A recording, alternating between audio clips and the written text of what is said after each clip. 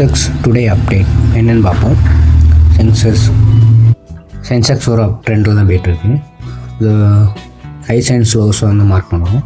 4 hour time frame வைக்கிறோம். இப்போ trend line எடுத்துக்குவோம். ட்ரெண்ட் லைன் டூல்ஸ் பாரில் ட்ரெண்ட் லைனில் மார்க் பண்ணிக்குவோம். Low side high level liquidity இருக்கிறனால low side liquidity and high level mark பண்ணிக்கிறோம். அடுத்து 4 hour டைம் ஃப்ரேம் வைக்கிறோம். மார்க்கெட் ஒரு நல்ல ஸ்ட்ரக்சர் கொடுத்துருக்கு. ஸோ ட்ரெண்ட் லைனில் மார்க் பண்ணிக்கிறோம். அப் அண்ட் டவுன்ஸ் மார்க் பண்ணிக்கிறோம்.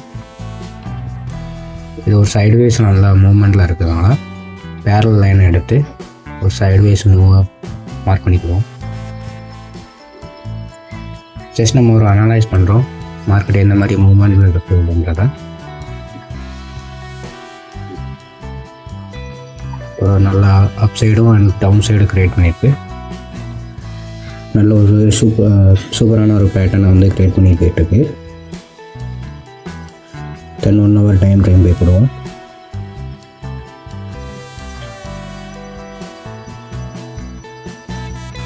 மார்க்கெட் நல்ல ஒரு ஸ்ட்ரக்சரை ஃபார்ம் பண்ணியிருக்கு. Top and downs liquidity side ஹையில் இருக்குது. ஸோ அடுத்து 15 minutes டைம் ஃப்ரேம் வைக்கணும். 15 minutes டைம் ஃப்ரேம்லேயே ஒரு நல்ல ஸ்ட்ரக்சராக இருக்குது.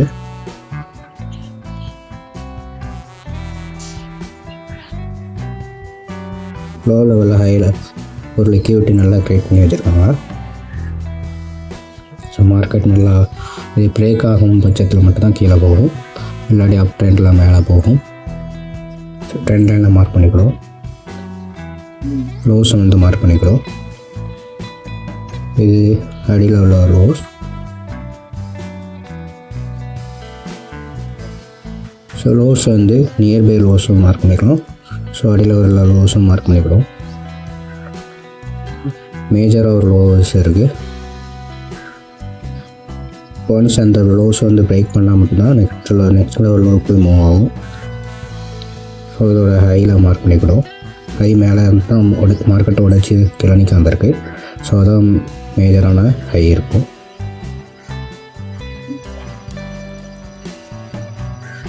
நியர்பை ஹையை ஒன்று மார்க் பண்ணிக்கிறோம். தென் 5 minutes டைம் ஃப்ரேமில் போய்க்கிறோம். 5 minutes டைம் ஃப்ரேமில் மார்க்கெட் ஃப்ளிப் ஆகி நல்லா ஹையாக எடுத்து வெயிட் பண்ணுறதுக்கு போகும். நல்ல ஒரு ஸ்ட்ரக்சரை ஃபார்ம் பண்ணியிருக்கு. ட்ரெண்ட் லைனை மார்க் பண்ணிக்கிறோம்.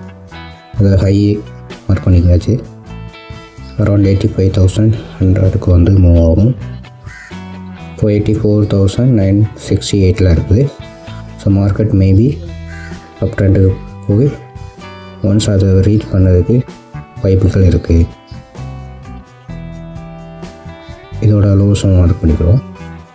ஒன்ஸ் இந்த லோவை உடைச்சா மட்டும்தான் நெக்ஸ்ட் லெவல் லோவுக்கு வந்து மூவ் ஆகும். சப்போர்ட்டாக நம்மளுக்கு ஆட் ஆகுது.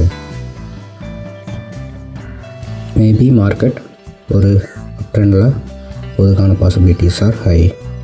ஏன்னா மார்க்கெட் ஆல்ரெடி சைட்வேஸ்லேயும் இருக்குது. மார்க்கெட் ஒரு அப் ட்ரெண்டில் இருக்குது. அப் ட்ரெண்டில் இருக்கிறனால மார்க்கெட் மேலே போகிறதுக்கான வாய்ப்புகள் இருக்குது. அதை ரீச் ஆன பிறகு தான் டவுன் ட்ரெண்டாக அப் ட்ரெண்டாக நெக்ஸ்ட்டு பார்க்கலாம். மார்க்கெட் நல்லான ஒரு ஸ்ட்ரக்சரை ஃபார்ம் பண்ணி கீழே டவுன் ட்ரெண்டில் வந்து ஒரு லிக்விடிட்டி க்ரியேட் பண்ணிவிட்டு தென் அப் ட்ரெண்டில் மூவ் ஆகிறதுக்கான வாய்ப்பு இருக்குது. அதை ரீச் ஆகிட்டு சடனாக அதை உடச்சிட்டுனாக அப் ட்ரெண்டில் போகும். அப்போ இல்லாத பட்சத்தில் டவுன் ட்ரெண்ட் வரலாம். இதுதான் மேஜரான நம்மளுக்கான ஒரு பாயிண்ட்டு. ட்ரெண்டிங் சேஞ்ச் அந்த இடத்துல தான் ட்ரெண்ட் சேஞ்ச் ஆகிறதுக்கான வாய்ப்புகள் இருக்குது.